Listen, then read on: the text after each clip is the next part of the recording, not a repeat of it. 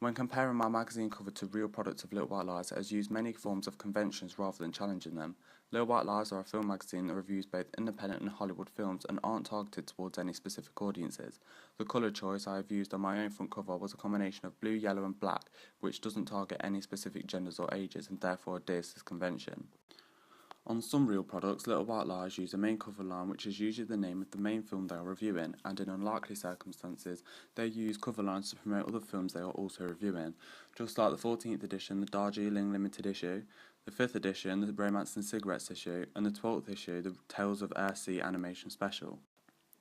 I have used this convention by using a main cover line which is my film's name and no use of any cover lines.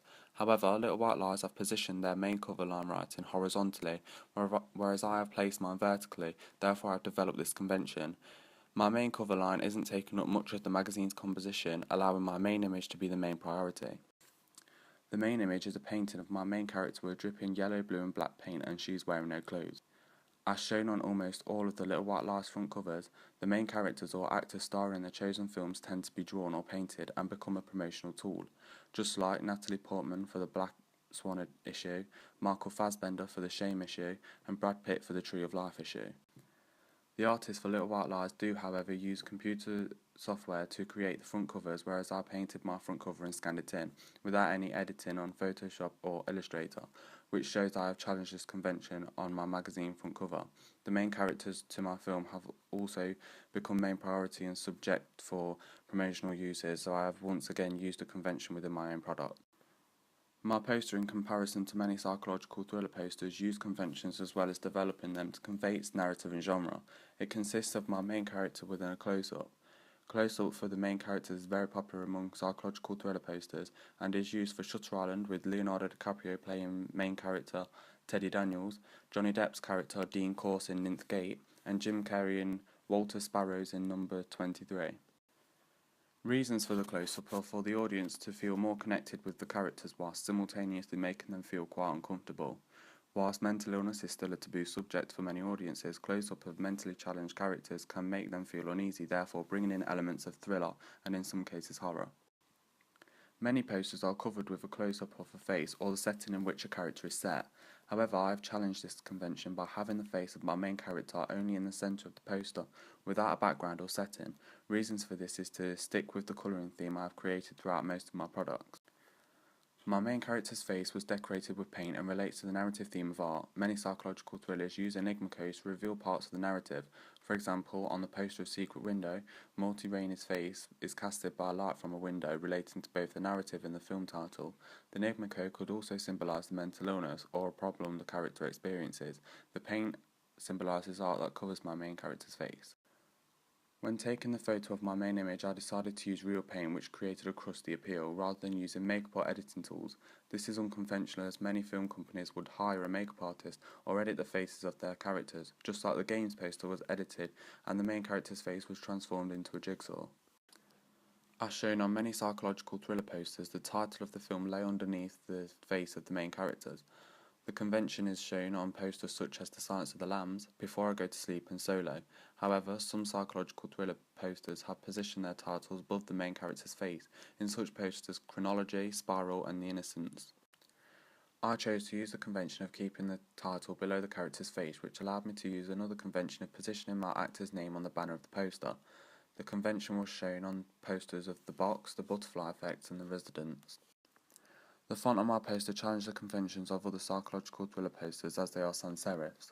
The use of serif font isn't used on all of the posters, however it is shown on most, with posters such as Perfect Stranger, Right and The Caller. I used a font called Art Deco, which was a sans serif font and therefore challenges this convention. Font choice on posters correlates to the film's narrative. The convention has been shown on posters like Seven, Dexter and California. My choice of Art Deco font allowed me to demonstrate my main theme of art as well as contributing to the chaotic aesthetic which is shown throughout all my products. Slogans are introduced as a convention and have been used on some posters. The posters that have used this convention are Orphan, Red Light and Secret. I have chosen not to use a slogan on my poster as I want to use the main image and title as the main attraction. Shown throughout posters in all genres is a building block, however some psychological thrillers haven't used building blocks. Building blocks haven't been used on posters such as Chronology, 7 Up, Richard and Salt. I challenged this convention, however, and decided to use the building block and positioned it towards the bottom of my poster. I have watched the trailers of 5 psychological thrillers which include Silence of the Lambs, Shutter Island, Jacket, Orphan and Right, and I have identified some micro and macro elements that are conventionally shown in most of them. Psychological thrillers use mise-en-scène elements to help audiences crack enigma codes shown throughout the narrative of the genre without giving too much away, one including clothes. Some of the trailer I have watched have helped me identify that costume is taken seriously in helping the audience distinguish which character has mental illness, while still conforming to their own identical narrative. This was shown in the trailer Orphan, where character Esther is dressed mainly in Victorian clothes, which are mainly black and white. This is conventional to its main genre of horror, however it is used to help us identify she is both mature and the main character which has mental illness. In the trailer I have dressed my main characters in costumes that would help her appear more innocent, such as lace blouses and frills, but also dressed her in a beret, which links back to my theme of art. Therefore I have used this convention of helping the audience understand which my main character is. Another mise-en-scène element I picked up on is the location in which the main character spends the most time, or where they develop their mental illness.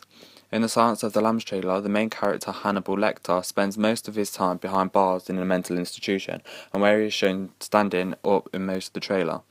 I have used this convention too and decided to use an art room as the location where my main character develops her mental illness. This location is shown throughout most of my trailer, so I have used this convention effectively.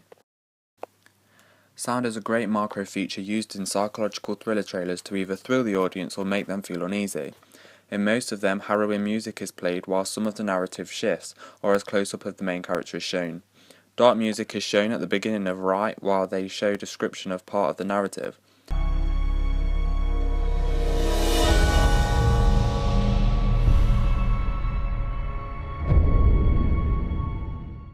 I have used this convention of eerie music throughout most of my trailer, especially while narrative is shown after she signs up to art tutoring.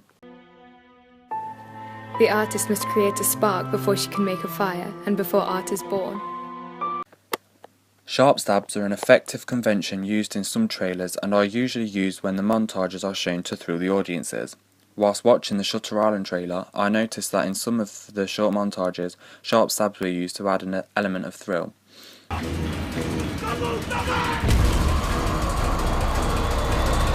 In my montage towards the end of the trailer, I added sharp stabs for each of the cuts, which I used to try and thrill my audience, and I think the convention to me has worked effectively.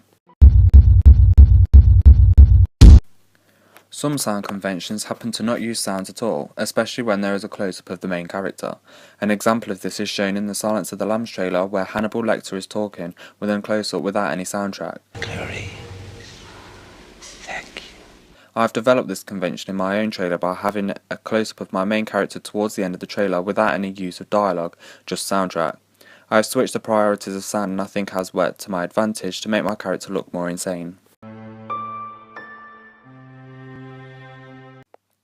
There aren't many conventions in editing for psychological thrillers apart from the obvious montage.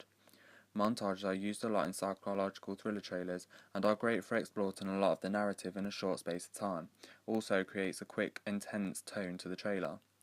An example of a montage is shown in the Jacket trailer, where a montage is shown of the main character, Jack Starks, in many situations that will make the audiences feel uncomfortable. This is a very conventional editing method that will add to the thrill element as well as showing us a wide range of scenes from the film. I have used the convention of using a montage, however I have not exposed much of the narrative, I only show how insane my character is, therefore I have used this convention but not to my advantage. I have identified that close-ups are used a lot in psychological thrillers, mainly because the idea of being that close up to a character leaves many viewers uneasy. Close-up of faces are shown in almost all psychological thriller trailers. This convention is used for many reasons, one being that we see the disruption of the character or establish how they're feeling. This has been shown in the middle of the trailer for Orphan, where a close-up of Esther is shown screaming. This close-up, while showing a character screaming, can make many audiences feel uneasy. I have used many close-ups of my character, but my main close-up is after the montage. This close-up is shown in slow motion and my character is looking directly in the camera, which adds to the eerie tone of my trailer.